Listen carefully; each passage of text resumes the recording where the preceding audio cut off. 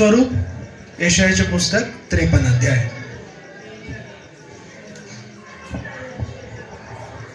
सर्वांना जय मसीह की. यशाया 53 अध्याय.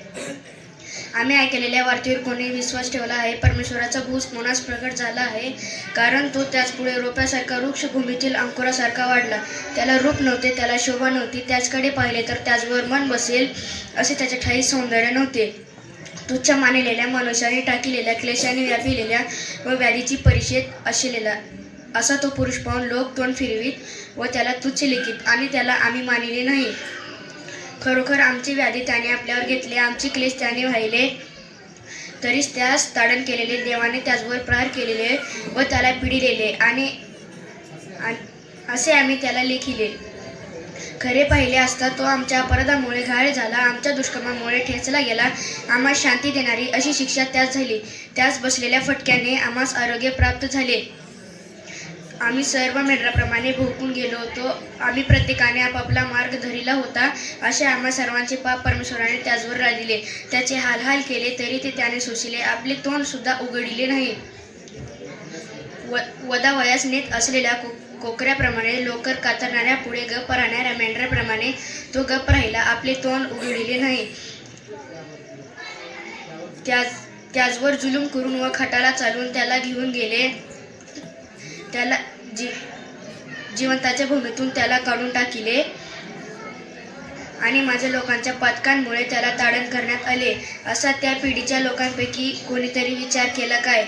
त्याची कबर दुर्जनाच्या कबरामध्ये नेमली होती, आणि तो मेल्यावर धनवंताची कबर त्यास प्राप्त झाली. तथापि त्याने काही अधर्म केला नव्हता, त्याच्या मुखात काही कपट नव्हते. त्याला ठेचावे असे परमेश्वराच्या मर्जीस आले. त्याने त्याला पिडिले. त्याच्या जीवाचे दोषार्पण झाल्यावर तो संतती पाहिल.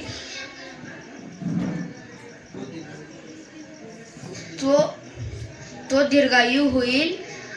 त्याच्या हातून परमेश्वराचा मनोरथ सफल होईल. त्याच्या जीवाचे वेदना सरल्यावर तो त्याचे फल पाहून समाधान पावेल. तो माझा धर्मशील सेवक आपल्या ज्ञानाने बहुतांश निर्दोष ठरवेल.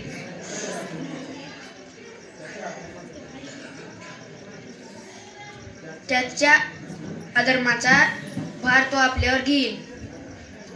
ह्यामुळे मी त्याला थोराबरोबर विभाग देईन. तो बलवानाबरोबर लूट वाटून घेईल, कारण आपला प्राण वाहू देऊन तो मृत्यू पावला.